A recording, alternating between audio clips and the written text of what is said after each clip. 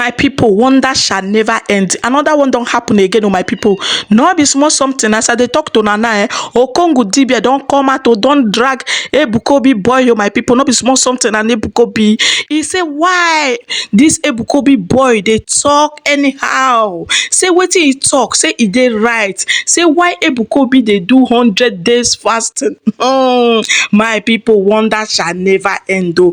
Things they happen. He say Mehika Ba, why they do the fasting? After the fasting, wetin go happen? Say na there na he talk Ebuka Obi boy come dey drag am vam. Say he don't come out for ram.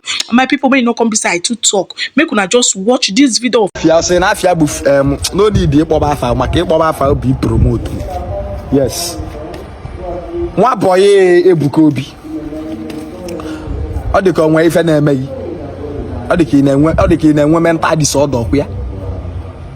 Ọ bụrụ na ịghọtala vidio mmadụ ma jụọ ese gee ntị ka ịghọta ife onye a na-ekwu. Onwe ekwunugo m ajọ okwu gbasatala Ebuka Obi. Yes or no? I have never said anything bad against Ebuka Obi. Even now, no, but nothing but the truth. No, na ndị Igbo ewolugo region for chisie brain no. Nwezi onye na like enu nke bụ eziokwu. Anu m ife ikwu na ese na ya confront m. E confront am ka m gbagho ife mu nji ejilo afa nna ukwu ekwuola okwu. Nna address m bụ na Anambra. Mbo say ya bịa wolo my number. My number bụ 08167024840. Chat yam say no gị nwa bụ fia ife nwa. Ị na-ege ntị. Kpọọ m na phone. Ka nye direction ebe nnọ ka ị bịa.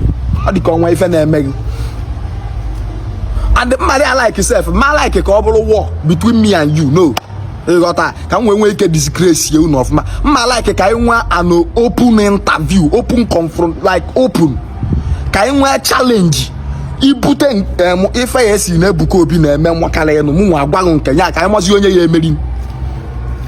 Gene kan ku danger. Nan say 100 days fasting and prayer. We have 100 days fasting and prayer. 3 months and day. Omegide gi na Lagos ogbo eketa abuzi iburi ebu data Anambra State ka itozi amebe so fasting so tupu Ebuka Obi bụ so pastor ebube mo so pastor je ka inu ife ebube mo so na alu n'aka na alu factories pure water company dị iche na create job opportunities for youth at least ị na-eje oke nwe ọrụ ọnụlukwu na otu na-ekwu ebe mo so ya ewere microphone ya gwa sị ogadi at this time for everything ebi ụka ụbọchị ọrụ jekwa ọrụ odoga anya na man of God nwe wisdom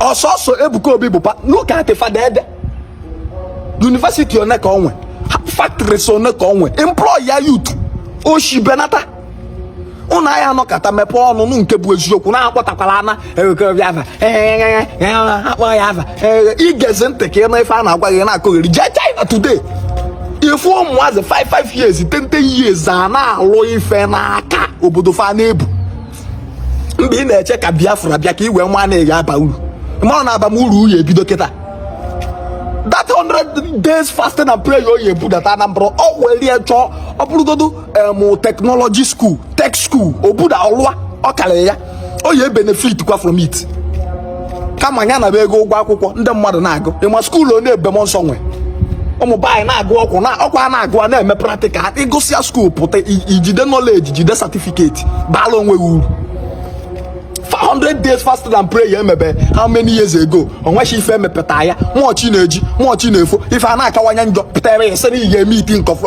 confrontation let us challenge short I challenge you ọ bụ na live video ka anyị tụọ challenge ka ngwa na ife unu na-eme asịrị na ife Ebuka Obi na-eme adịrọ mma ụka ọ na-akata ya I'm happy for it ọ na-emeta achukwu ukporo ya okwu agwụ maria ọ na-eme agwụ ya I'm very happy I'm not against that one but there is time for everything look at many pastors then other katanya je enyomie na pastor ibie ọ before ka a na-asị na ndị pastor na-ewere ego je lụọ factory lụọ nke a wee na-ebube ọ ka lụọ ya so gasị na ndị mmadụ ka ya employ ebe a at least ndị mmadụ afụ na ego eji enye onyinye n'ụlọ ụka unu ka onye taba afụ tagide afụ n'ego a na-adịrị adị 247 ọ nọ n'ụlọ ụka na egide bụ 100 days fasting and prayer eji eme gị na ọnni onye weta ego na akpa ife na-eme anyị bụ ndị Igbo bụ na ya na-ebelieve ka na prayer prayer. Prayer cannot solve everything for you. If you pray, hustle. In a better now one. In a better for breakthrough. Now what for breakthrough. I want to even beg you there. Bella no work. I took see you go what I will go near. It's not possible. All by him. Tell me, colon rubbish. Boriolo. I sing an apple hill. Chukwu Ebuka Obi all Maria, yes, some way for now, yes, but 100 days fasting and play apple fighter. Look at Kedo Buddha, Echezogo Mafia. Come Obodo now, look at China, Japan, Asia, all these countries name of former today, Dubai. Oko na dieba. Joe Obodo fa. Kefifa na Obodo. Everybody is talented. Due to Nebido na nwa wezubafa. Nka nwa otonite kwara na half iburu Bible bue n'isi buchie yo bro buchie your brain. O me Bible ruo 2021 years onwezi ife obi kata aka obula egbe bụ ọfịa. Ya sike ya akpata ego ndị mmazi ife think ya something wepụta creativity go moto eburu fe egbe tụba nda. Why? Due to ewere ko ka fuchi everybody so onwezi onye na think straight. This Facebook na akwụ mụ na ụgwọ. Ya sị na Facebook aha akwụ ụgwọ bụ ọfịa ife nwa.